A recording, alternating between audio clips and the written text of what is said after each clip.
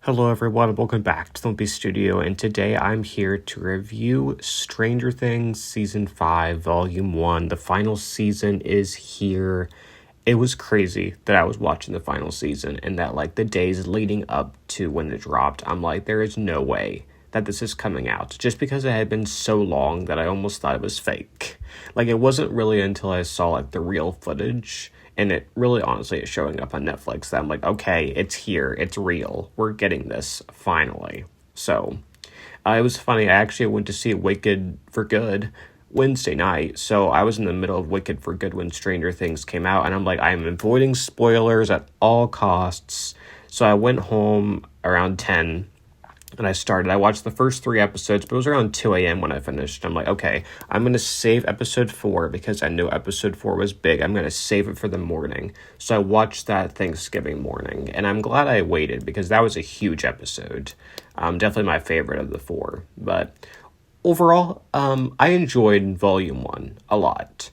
There's a lot of things I liked and only a few things I didn't like, which I'll kind of talk about as I go through this. But I think the biggest thing I liked was seeing our characters, almost all of them, working together, interacting. We're getting different dynamics, and I really appreciate that, because the thing I didn't like about Season 4 was that everyone was separated, and I think a lot of people, that was their biggest flaw, because Season 4 cinematically was a great season.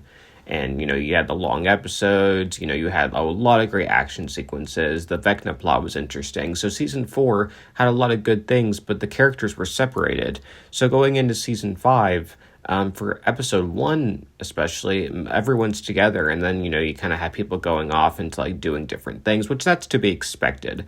As long as everyone's, in the central, in the same similar area and working together, even not directly, I'm fine with that. Because I feel like if all 15 or so, whatever characters were in every single scene, it would feel overloaded, because you would have 15 characters trying to interact with each other at a time.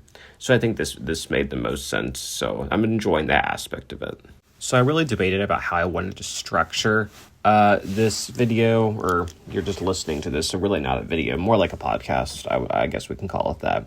I was thinking how I wanted to structure it, basically because I didn't want to talk 10 minutes about it, each episode, to where it would be 40 minutes, and then I would still have to talk about, other stuff.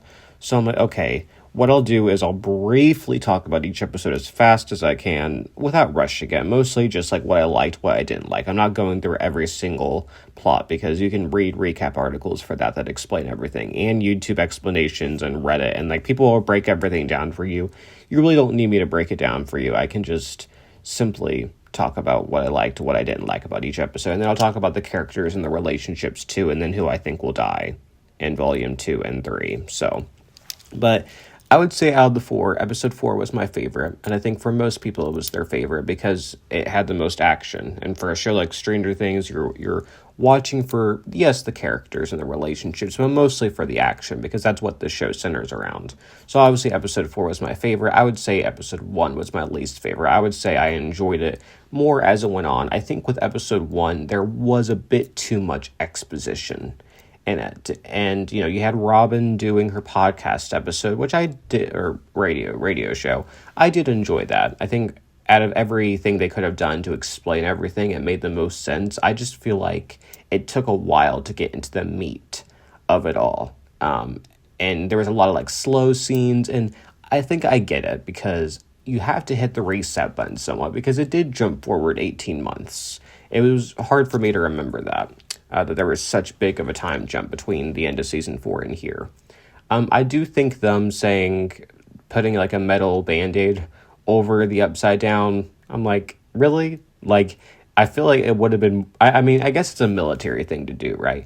And while the military are kind of dumb, I do appreciate that they are present in this show, as opposed to a show like Cobra Kai, where the police are nowhere to be found when they definitely should be. So I do appreciate that the military actually are involved in the storyline. I mean, they have a huge role in Episode 4. I mean, their base is where the action takes place. So, but yeah, Episode 1 felt a bit too expositionary, But then, once the crawl thing started, things got put into motion. I think they had to have some sort of exposition, but I feel like just because we only have so much time, they could have maybe started off with a crawl and, or like done the crawl like halfway through the episode instead of like 3/4 the way into it. But that's just my opinion. But again, episode 1 established a lot of what's happened. Max is still in the coma. 11's in hiding. She can't show herself to the military. But one thing I did notice is it's weird because you would think that they would want her to go by a different, like why is Hopper, Hopper, I feel like they would go straight to Hopper, like, for where she's at. And Hopper's not fully in hiding. But that's just me. That's just like a small antidote. You think they would be tracking Hopper down if they were really looking for her, because they had such a big prize on finding 11. Like, it's obvious that Hopper is like her guardian. Why they're not going to Hopper, I don't get that. But okay, by they I mean the military. But yeah, you have 11 training, focusing on getting stronger. I mean, I would say the big thing is Dustin. He is grieving Eddie, and he's getting bullied by the jocks for wearing the Hellfire shirt because Eddie is not very popular after everything that happened last season with Chrissy and all that too. All of that. God, that was so long ago. It's hard to remember every single thing that happened, but yeah, there's a whole plot there, and Dustin's grieving in his own way, but then he ends up getting beat up at Eddie's grave in a pretty brutal scene. It was brutal. But yeah, that causes him to miss the crawl. And I'll talk about Dustin's character when I kind of get into the characters in a minute. But yeah, episode 1, it's a setup. You have this crawl emerging, you have 11 training, you have Will starting to see things again. He's seeing it. Him and Holly end up seeing the same thing, we find out later on. But I think the biggest thing in episode 1 is Holly is like a big character now.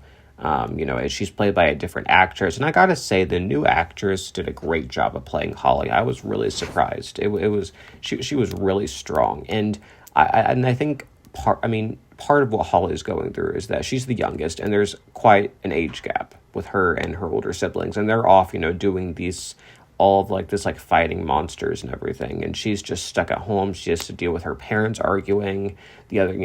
It's challenging, and I thought Nell Fisher, who plays her now, did a great job. I'm very impressed with her acting. I would say she had one of the strongest performances, at least in this episode. But she was good throughout all 4. So, but yeah, the things picked up with the crawl mission, which obviously led to the Wheeler's house getting attacked. Which that was a crazy sequence, gruesome. I legit thought Karen and Ted were dying. I at least thought Ted was dead, and it's possible he might not make it out of this alive. I wouldn't be surprised if he didn't. I think Karen will survive, though. I don't think they're going to kill her off. They showed that she's awake at the end of episode 2. But episode 2 had some great 11 and Hopper interaction, too, and their banter is funny, and Hopper opening up about Sarah was a really good scene, so... they were hitting the emotional beats too. There was some emotional stuff this episode with Mike and Nancy too. I enjoyed seeing them interacting as siblings again, finally. I was not a fan of the Steve and Jonathan fighting over Nancy. I'm like, you guys, it's been 18 months.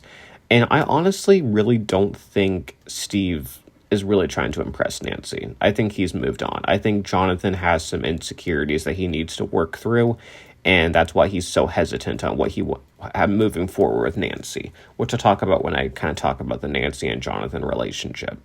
But it got old really fast. But I will say that scene where they were climbing the tower, I'm like that was must have been difficult to shoot because it was, but yeah, and it's so unlike Jonathan to be macho like that. I'm like, that's kind of out of character. He would never do that. And the first 4 seasons. So, I'll talk about Jonathan and my thoughts on him in a minute. But yeah, and then Dustin shows up. He's alive. At the end, we find out that Holly's imaginary friend, Mr. Whatsit, which is a reference to Wrinkle in Time, which is a great book. A lot of Wrinkle in Time references in the volume 1. But no, we find out it's Vecna. Vecna is the one who took Holly. Now, the fact that Mike and Nancy didn't know that and didn't put the pieces together was kind of stupid, and that they had to get Karen to tell them. They had like it was kind of a reach. Like I feel like it would be obvious because Vecna's the one they're fighting.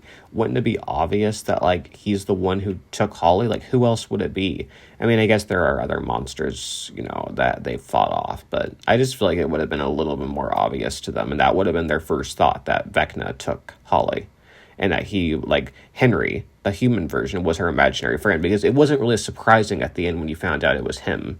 But it was nice to see the human version of him. I was wondering how are they going to show that, and I think this was a good way to show it, because you had Holly and Henry interacting in episode 3.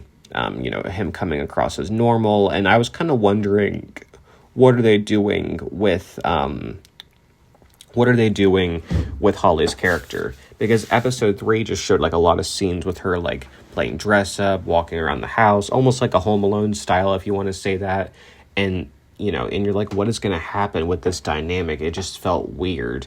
And then I think they kind of corrected that at the end of episode 3 when they brought Max in. Spoiler alert, Max is in this world alive, and I'm glad they were able to get her to have a bigger role rather than just lying in a bed, because I legit thought that was all she was going to be, and until like later on, and I almost thought we wouldn't actually see Max speaking until like the last like 2 episodes or something. But I'm happy that they gave her something to do, and this worked out perfectly. In episode 4, the Max and Holly dynamic I love. And all of that. So, but I thought the turnbow trap thing was fun. It was like a classic mission. Again, everyone working together. The Joyce and Will scene in episode 3 was really good, where Joyce finally acknowledges, like, I was like kind of a shitty mother back then, and Will's like, no, you weren't, and it was a good scene, and we find, and it makes sense why Joyce is so protective of Will after everything he's been through. I mean, it makes perfect sense to me. So, yeah, I really enjoyed that scene. So, what is it? Yeah, the whole turnbow trap plan, just classic Stranger Things. Episode 3 was really good. It was like a classic Stranger Things episode. But yeah, you have episode 4, which was definitely my favorite, and way too much to talk about. But the main threads are, of course, leading up to this big military battle. And yeah, again, a lot going on that I'm not going to get into every single bit, because I'll cover a lot of it when I talk about the characters and the relationships. But yeah, the ending of episode 4 was wild. I think the craziest sequence we've seen on this show before, that must have been a beast to film.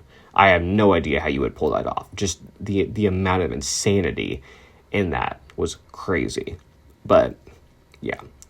So, those are just kind of like some of my random thoughts. Again, I'll probably repeat some of it. But characters-wise, though, 11, again, always a badass. Always a badass.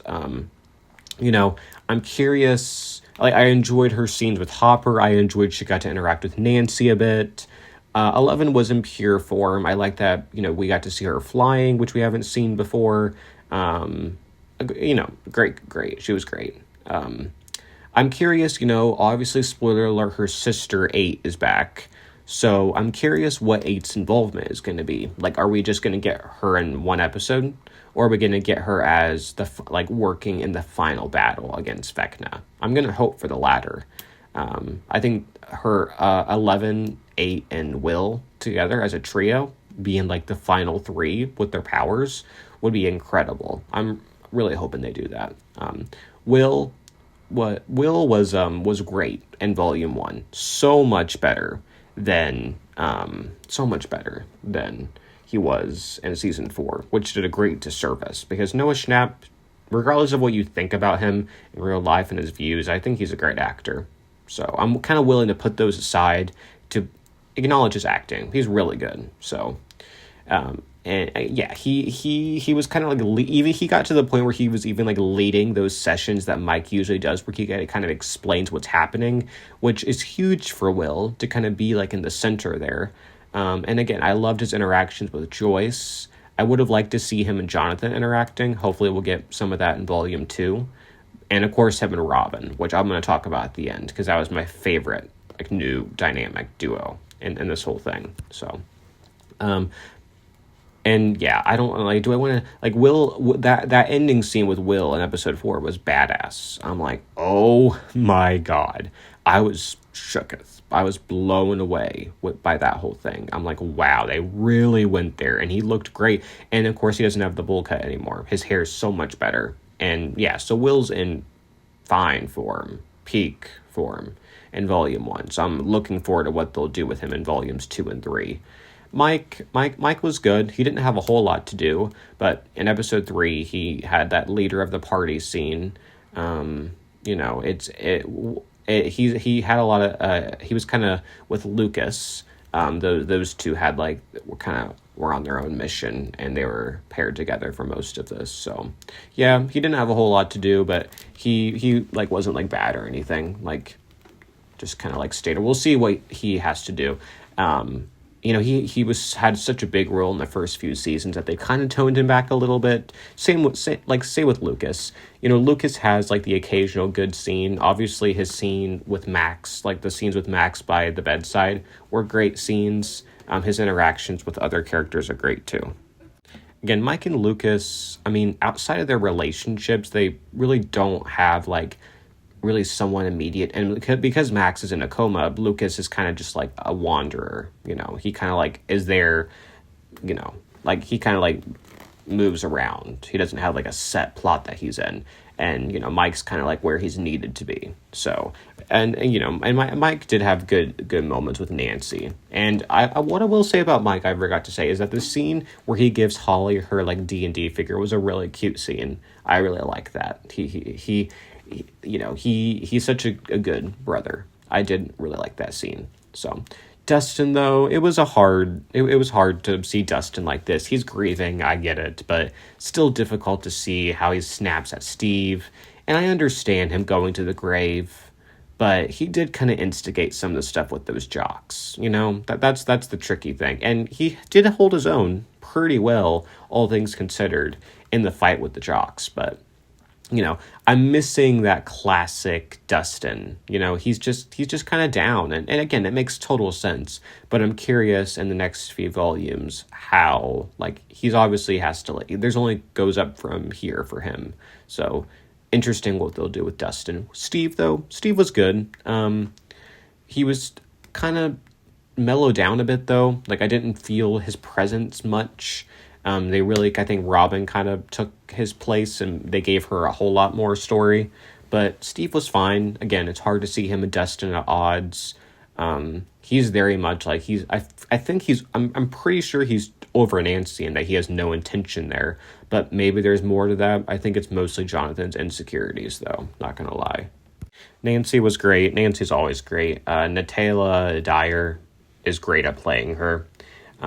She's come a long way from season 1, and she's great with a gun. She's a great shot. If only she could maybe shoot Vecna better in the finale from last season. But Nancy's great. She has no interest in Steve and Jonathan fighting over her. No interest at all. But I liked her scene in the hospital where to Mike and Lucas where he says he's not going to stop, not until we're drained of every last ounce of suffering. That was a great monologue. I really enjoyed that. So again, she's come a long way in her acting, and she's really good. So I enjoy Nancy a lot. Jonathan, though, I didn't like him in season 4. He just became boring and like a pothead, and Steve even calls him a pothead in episode 2. He's just so insecure, and I don't know what they're going to do with him. Like, are they going to kill him? And I'll talk about that in my deaths because I think it's a possibility. I think either him or Steve will die. But, you know, I'll talk about that in a minute. But yeah, he was just kind of like a dud. And I was hoping for more. I'm hoping he gets better in volumes 2 and 3. Because Jonathan's a character I liked at the beginning a lot. He was one of my favorites at the beginning. And I hope he improves, because it's weird, because with Dustin I get why they're writing him this way. With Jonathan, I don't get why they're writing him this way. They're making him insecure, so I hope that pays off for the better and that he gets the girl at the end. I really hope. I don't want him to end up alone, but we'll see. Okay, so Robin. Like I said, Robin kind of took Steve's role. You know, she kind of stepped in as a leader in some sense. I mean, again, I loved her interactions with Will, and I'll talk about how much I like them when I talk about the relationships and friendships. But yeah, Robin was great. I love her. Easily, probably in one of my top 5 favorite characters. In fact, maybe even one of, like, in the top 3, maybe. I'm like, I haven't really sat down and thought through what my character ranking would be. Maybe I'll try to do that sometime. Maybe I'll do a character ranking video or something. I don't know. I don't usually do those, but I'll try to, like, at least get, like, my top 5 characters and maybe share them in, like, my volume 2 or 3 recap or something. So, but yeah, Robin was great. Joyce was good too. She, she didn't have like any like standout moments per se, but I did like the scene where her and Will talked, and she kind of was like saying like what kind of like mother doesn't check on her son, and she was clearly like blaming herself. And I thought Winona did a great job in that scene.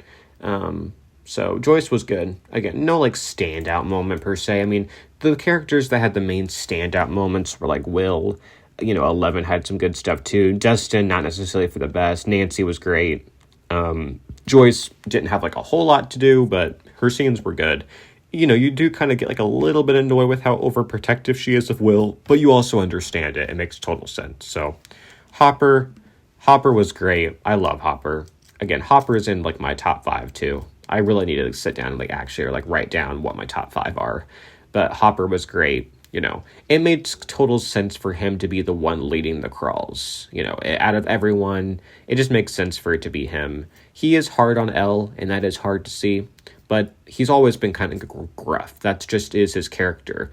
The beard, it makes sense for him, but I preferred him clean shaven. I liked his looks in season 4. I don't love the beard, but for the character, it makes sense. That's just who he is. So, but yeah, Hopper's a badass. Murray is so funny. He's there for the comedic relief. He's basically illegally getting the supplies. That's basically what he's doing. That's his role, which makes perfect sense for him. So he doesn't have a whole lot to do, but I did enjoy the scene where he gave Jonathan the advice. That was a good scene, and where Nancy challenged him and said, "Is that a fact or a theory?" In episode 3. When they were preparing for the Turnbow mission. I like that. But yeah, Murray was good. Again, no like standout moment, but Erica was funny. I like Erica a lot. She brings like the sass that we don't really have a sassy character like her, but she's a lot of fun. I enjoyed how they incorporated her without making it seem like it didn't make sense, because in season 4, like when she was the one leading the group going into the supply store, I'm like, why is she the one leading? That makes zero sense. Like, she's the youngest. Shouldn't she be in the back? Not saying like she should be kept away in the group. I think she has a lot to like a value, but it made more sense how she was included in the story in season 5. So I liked how they used a little bit of her like personal drama to factor it into like the overall story. I did enjoy that. But and I would say Erica had a standout moment when she says, "I told you to eat your damn pie," and then injected her with the needle. That was a great moment. Holly, again, the actress who played Holly, Nell Fisher, did a great job. Very interested in what's going to happen with her moving forward, but yeah, really enjoy Holly. So, Max, again, I like that they gave her something to do. And I'm really curious how she's going to wake up from this, because we saw she almost woke up. She almost ran to that portal, but she couldn't make it in time. And I was like, Max, run, because she could have made that. But she was just in shock. She's like, is this real? And then she realized it was real too late. But obviously, what memory of that cave haunts Vecna? Like, what is that memory? I'm sure we'll find out, but it gives Max like a safe haven, and all of that. And I enjoyed the Max and Holly interactions too. It's like a pairing you wouldn't think we would have ever gotten, because it wouldn't have made sense, but it makes sense with what they've done with Holly, and again, giving Sadie Sink some actual screen time instead of just lying in a bed, which, is easy work, but I'm sure she enjoyed getting to like talk.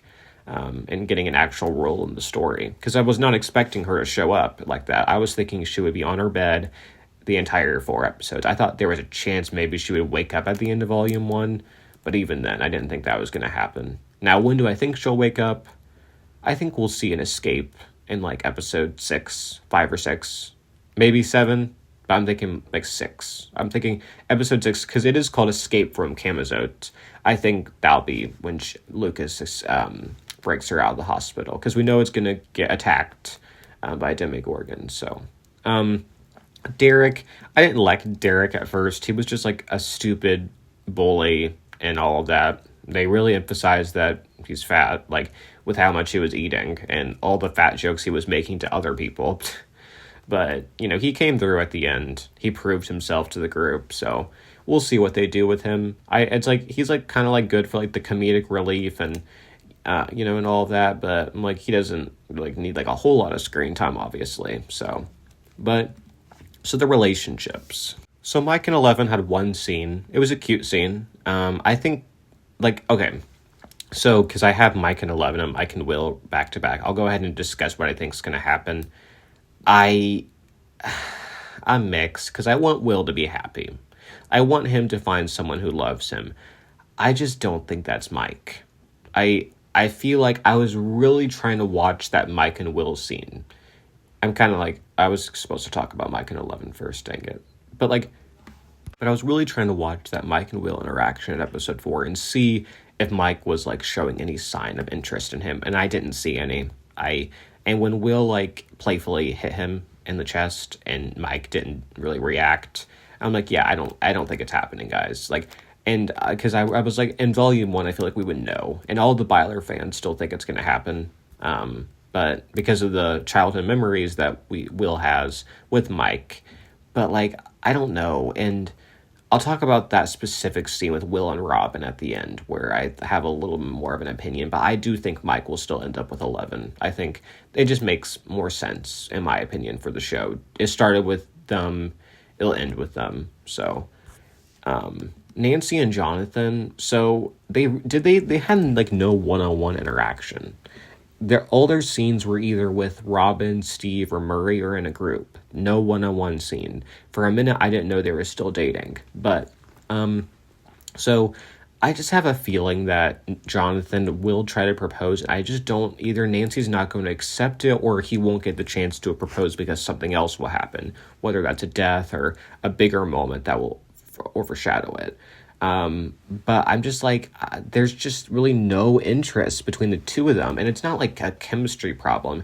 It's just, they seem so distant and they're not communicating good. And there's no like actual like dialogue or anything like to show that there's like an issue. It's just weird the way that they're writing it. And instead they just had it be Jonathan's insecure and Nancy has her own stuff going on. So I get that. But we do know there's a big scene with Nancy and Jonathan in Volume 2, so I'm curious, will that be an engagement, a breakup? I think they'll end up together. I know for sure that Nancy and Steve are not getting back together. That's like, for me, I would be shocked if they did. But it's possible Nancy could end up single too. I wouldn't be shocked either. I think it'll depend on if Jonathan dies, which I think is a possibility, unfortunately. I just don't, for some reason, see them getting engaged. Like, I feel like because they show the ring, that's almost like that's not going to happen, the engagement, but we'll see.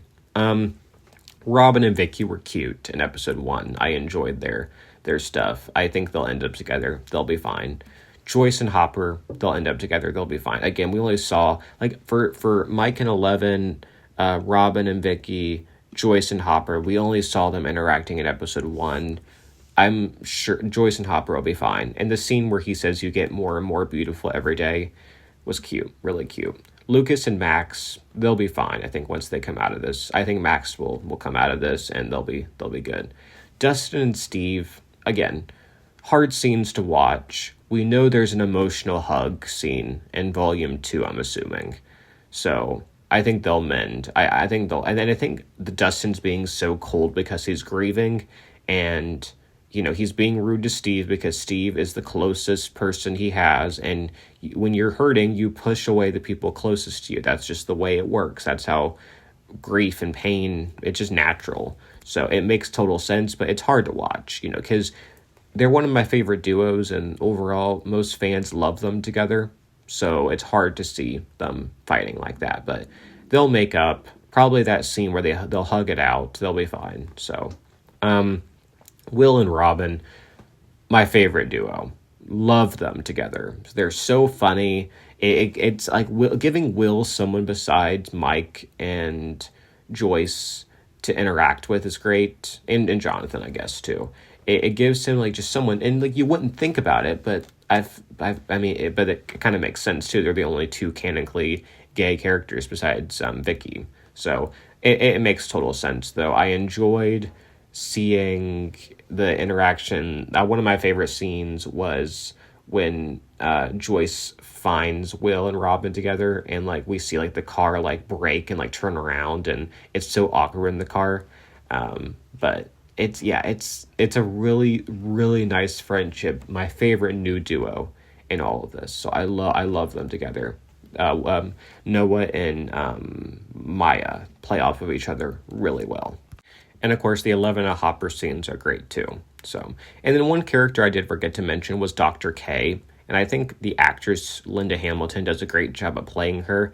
But, I'm like, did she really have to be a villain? I guess they needed like a new, a military leader. And it is cool that they chose a woman instead of it just being like a stereotypical male. But I don't know. I think she could show off. I think she could be even better if she was in a more like neutral role rather than just a villain. But she's interesting. So we'll see, because Hopper knocked her out. So I kind of wonder what she'll be up to in the next few episodes. But okay, so who do I think is going to die? I don't think many characters will die. I know some people are saying that half the cast will die. I don't think so. I think, to me, the most likely character to die out of like the main ones is I feel like usually they kill off a new character, right? So I feel like you look at it and it would probably be like, okay, Dr. K will probably die. I think that'll probably happen. Derek, I don't know if they would kill off a kid that young, but it's definitely possible they'll kill him off. But I don't know. I'm mixed on Derek. I think Dr. K, and I think Murray is going to die. I don't know. I think he's a lovable character, so that I could see maybe why they would want to keep him around, but I don't know. I think he'll go out in like a satisfying way though. So, but yeah, I just have a bad feeling about Murray. I think again, he's a lovable character. Fans love him, but I just have a feeling that his time is coming to an end. Ted's 50-50. He could come out of this alive, which would really show that there weren't really actual stakes in that whole Wheeler house attack scene.